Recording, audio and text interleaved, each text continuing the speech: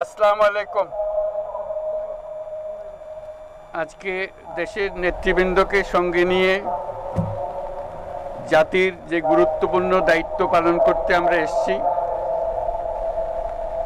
আল্লাহ তার জন্য আমাদের জন্য রহমত বর্ষণ করছেন। আল্লাহর রহমত নিয়ে আমি এই ঘোষণাপত্র পাঠ করব। বিসমিল্লাহির রহমানির রহিম। যেহেতু উপনিবেশ বিরোধী লড়াইয়ের সুদীর্ঘকালের ধারাবাহিকতায় এই ভূখণ্ডের মানুষ দীর্ঘ 23 বছর পাকিস্তানের স্বৈরশাসকদের বঞ্চনা ও শোষণের বিরুদ্ধে রুখে দাঁড়িয়েছিল এবং নির্বিচার গণহত্যার বিরুদ্ধে গণপ্রতিরোধ গড়ে 1971 সালে 26শে মার্চ স্বাধীনতা ঘোষণা করে রক্তক্ষয়ী মুক্তিযুদ্ধের মাধ্যমে জাতীয় মুক্তির লক্ষ্যে বাংলাদেশ রাষ্ট্র প্রতিষ্ঠা করেছিল। এবং যেহেতু বাংলাদেশের আপামর জনগণ দীর্ঘ আন্দোলন সংগ্রামের মধ্য দিয়ে এই ভূখণ্ডে স্বাধীনতার ঘোষণাপত্রে বিবৃত সাম্য, মানবিক মর্যাদা, সামাজিক সুবিচারের ভিত্তিতে উদার গণতান্ত্রিক রাষ্ট্র বিনির্মাণের আকাঙ্ক্ষাকে বাস্তবায়নের জন্য সর্বোচ্চ ত্যাগ স্বীকার করেছে, এবং যেহেতু স্বাধীন বাংলাদেশের 1972 সালের সংবিধান প্রণয়ন পদ্ধতি এর কাঠামোগত দুর্বলতা ও অপপ্রয়োগের ফলে স্বাধীনতা পরবর্তী আওয়ামী লীগ সরকার মুক্তিযুদ্ধের জন আকাঙ্ক্ষা পূরণে ব্যর্থ হয়েছিল এবং গণতন্ত্র ও রাষ্ট্রীয় প্রতিষ্ঠানগুলোর কার্যকারিতা ক্ষুণ্ণ করেছিল, এবং যেহেতু স্বাধীনতা পরবর্তী আওয়ামী লীগ সরকার স্বাধীনতার মূল মন্ত্র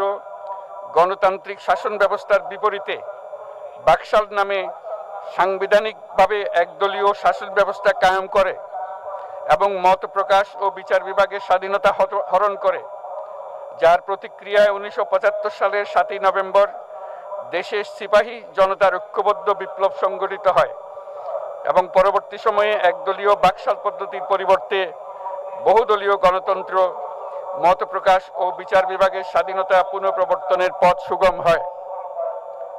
এবং যেহেতু 80-র দশকে সামরিক স্বৈরশাসনের বিরুদ্ধে দীর্ঘ 9 বছর ছাত্র জনতার অবিরাম সংগ্রামের মধ্য দিয়ে 1990 সালে গণ অভ্যুত্থান সংগঠিত হয় এবং 91 সনে পুনরায় সংসদীয় গণতান্ত্রিক শাসন ব্যবস্থার প্রবর্তন করা হয়, এবং যেহেতু দেশি বিদেশি চক্রান্তে সরকার পরিবর্তনের গণতান্ত্রিক প্রক্রিয়া ব্যাহত হওয়ায় 1/11 মতো ষড়যন্ত্রমূলক ব্যবস্থার মাধ্যমে বাংলাদেশে শেখ হাসিনার একচ্ছত্র ক্ষমতা, আধিপত্য এবং ফেসিবাদের পথ সুগম করা হয়।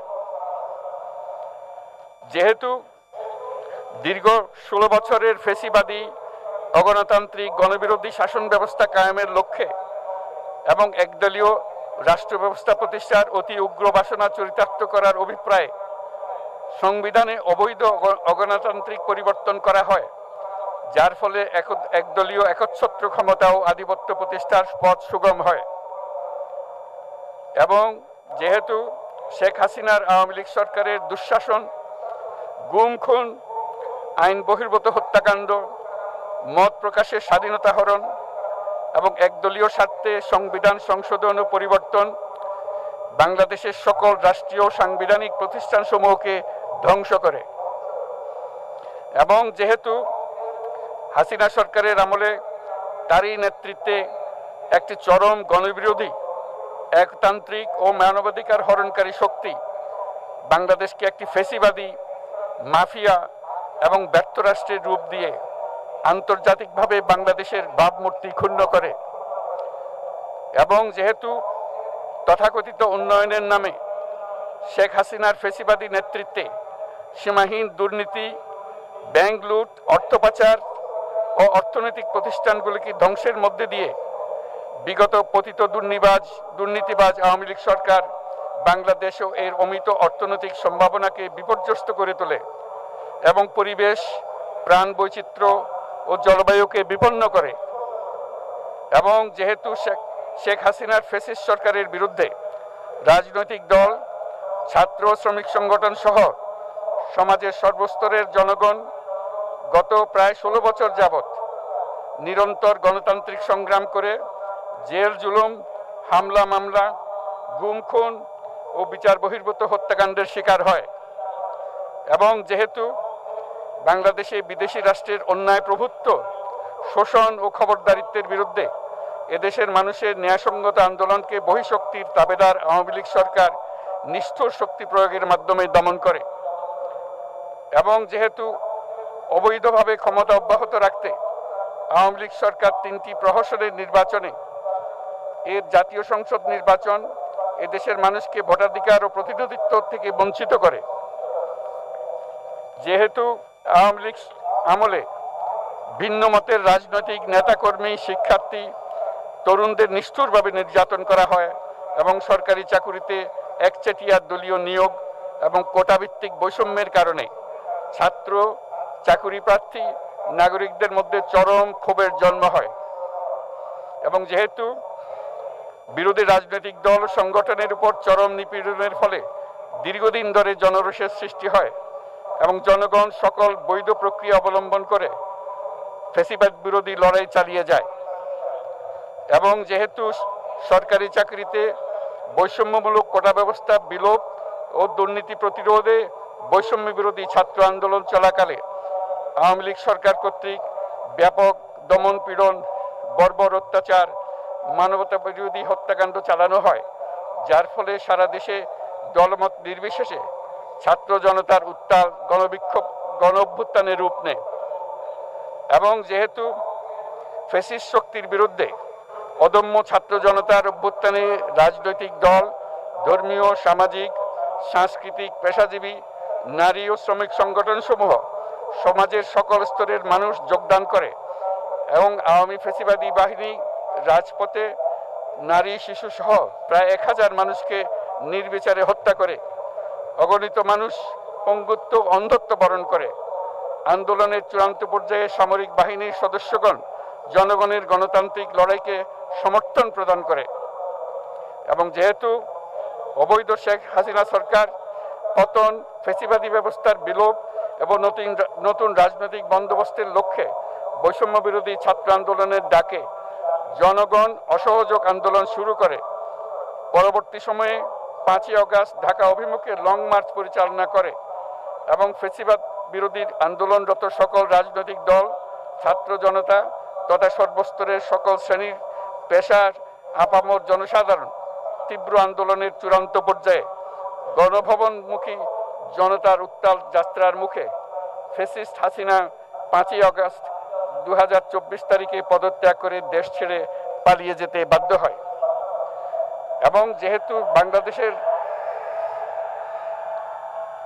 যেহেতু বাংলাদেশের রাজনৈতিক ও সাংবিধানিক সংকট মোকাবেলায় গণ অভ্যুত্থানের মধ্য দিয়ে ব্যক্ত জনগণের সার্বভৌমত্বের প্রত্যয় ও প্রয়োগ রাজনৈতিক ও আইনি উভয় দিক থেকে যুক্তিসঙ্গত, বৈধ ও আন্তর্জাতিকভাবে স্বীকৃত এবং যেহেতু জনগণের দাবি অনুযায়ী এরপর অবৈধ দ্বাদশ জাতীয় সংসদ ভেঙে দেওয়া হয় এবং সংবিধানের 106 অনুচ্ছেদ অনুসারে সুপ্রিম কোর্টের মতামতের আলোকে সাংবিধানিকভাবে ডক্টর মোহাম্মদ ইউনূসের নেতৃত্বে 8ই আগস্ট 2024 তারিখে একটি অন্তর্বর্তীকালীন সরকার গঠন করা হয়।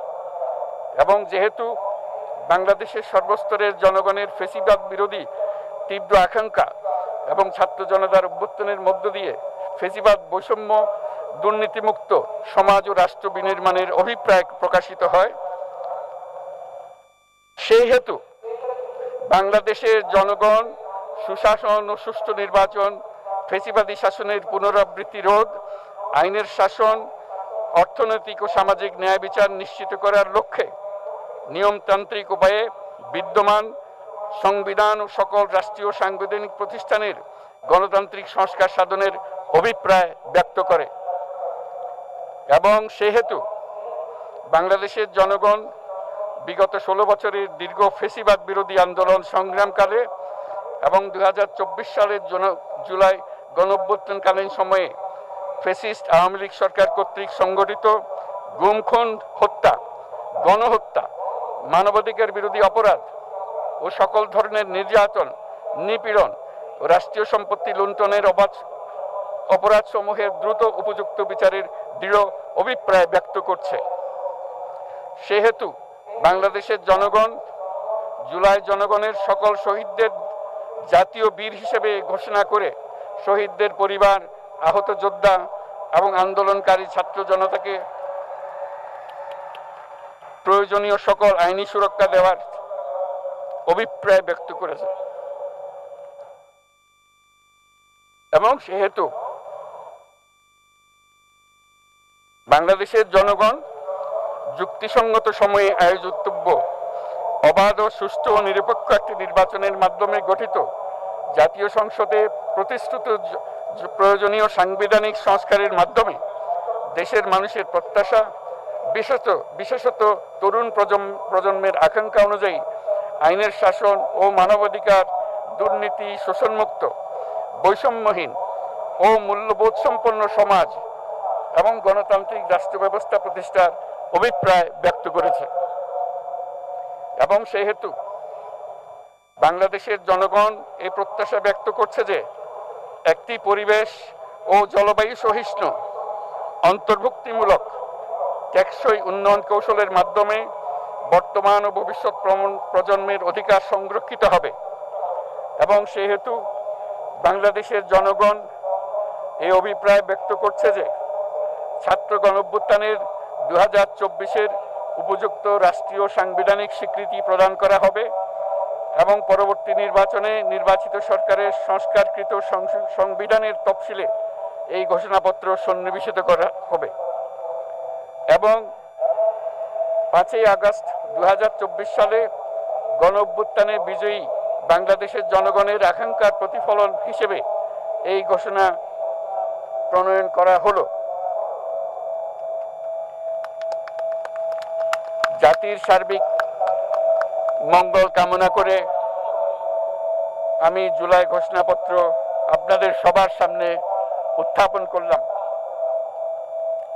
আল্লাহ সকলের জন্য মঙ্গল দান করুন, জাতির জন্য মঙ্গল নিয়ে আসুক। সবাইকে ধন্যবাদ। আল্লাহ হাফেজ।